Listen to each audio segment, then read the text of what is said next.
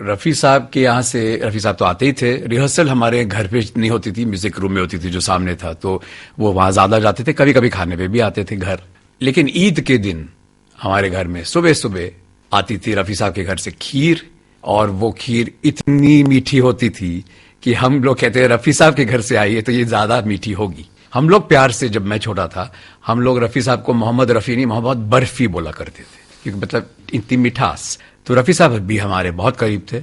मुझे याद आ रहा है किस्सा कि ये मेरी पर्सनल जाती बात एक है। मैंने जब पहली बार अपना MBA करके मैं आया और मैंने पहली नौकरी की, तो वो कंपनी थी म्यूजिक इंडिया, पॉलीडोर। और पहला दिन मुझे कहा गया कि आप जाके रफ़ी साहब से मिलिए। वो इसलिए कि रफ़ी साहब उन दिनों थोड़ा HMV से नाखुश थे, और उस वक्त कॉन्ट्रैक्ट होता था आर्टिस्ट का और कंपनी का, और HMV में सारे आर्टिस्ट कॉन्ट्रैक्ट थे, दादा जी, आशा जी, रफ़ी साहब, किशोरदा। तो रफ़ी साहब का कॉन्ट्रैक्ट खत्म होने वाला था, तो मेरे बॉस ने मुझे कहा कि आप जाके रफ़ी साहब को मिलिए और एक रिलेशनशिप शुरू करिए। उनको लगा कि मदन जी का बेटा है तो इससे कुछ फायदा हो सकता है।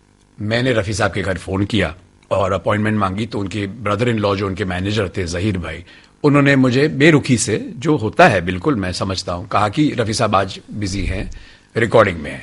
तो मैंने फिर पता लगा कि रफ़ी साहब की रिकॉर्डिंग उस दिन कहाँ है। पता चला कि हमारे करीब एक स्टूडियो है, फिल्म सेंटर। तो मैं वहां पहुंच गया और वहां जहीर भाई बाहर खड़े थे, जिनको मैं बचपन से देखता था, लेकिन मैं बहुत बदल चुका था उन दौरान, तो शक्ल पहचानी नहीं गई। तो मैंने कहा, जहीर भाई मैं आया हूं, मुझे रफ़ी साहब से। कहते आपको शर्म नहीं आती, रिकॉर्डिंग चल रही है और आप यहां पहुंच गए हैं। उनका कहना बिल्कुल सही था, लेकिन मैं डरा था कि मेरे पहला दिन नौकरी का है, ये मेरे को साबित कर रहा है कि मैं रफ़ी साहब से मिल के आया हूं। उस वक्त सडनली दरवाजा खोला और RD बर्मन साहब बाहर आए। उनकी रिकॉर्डिंग चल रही थी और राज कपूर साहब भी अंदर बैठे थे। मैंने सोचा पंचम और राज कपूर और रफ़ी साहब, ये क्या कॉम्बिनेशन है।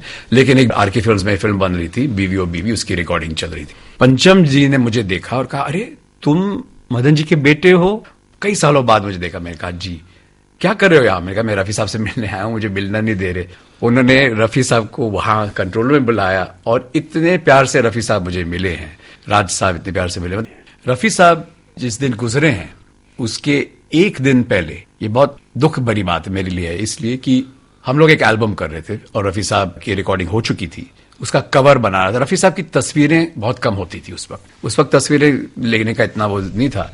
और रफ़ी साहब की एक बात जरूर थी कि वो हर तस्वीर में रफ़ी साहब देखेंगे तो स्माइल कर रहे हैं, उनकी मुस्कान ही मुस्कान है। तो अगर हम दर्द भरे गीत भी CD निकालते थे तो रफ़ी साहब की मुस्कान भरी तस्वीर होती। हम ढूंढते रफ़ी साहब कहीं तो सीरियस लगे, लेकिन वो बहुत कम से मिलती थी। तो मैं रफ़ी साहब से कहा, हम एक कैमरामैन लेके आ रहे हैं। रफ़ी साहब सारा दिन वो फ्री थे उस दिन, रिकॉर्डिंग नहीं थी क्योंकि उस वक्त वो कम भी गा रहे थे, और उन्होंने बैठ के सारा दिन शूटिंग हमारे साथ, तस्वीरें की, अलग अलग पोज, कुर्ते बदले, हारमोनियम लेके। लेकिन एक गाना थ्रू आउट वो हारमोनियम पे बजाते रहते थे, और चाहे मुझे खुश करने के लिए, लेकिन वो मुझे कहते थे ये मेरा सबसे फेवरेट गाना है, और वो था तुम्हारी जुल्फ के साये में शाम कर लूंगा, फिल्म नौनिहाल का, मदन जी का गाना। Subscribe now and press the bell icon, never miss an update.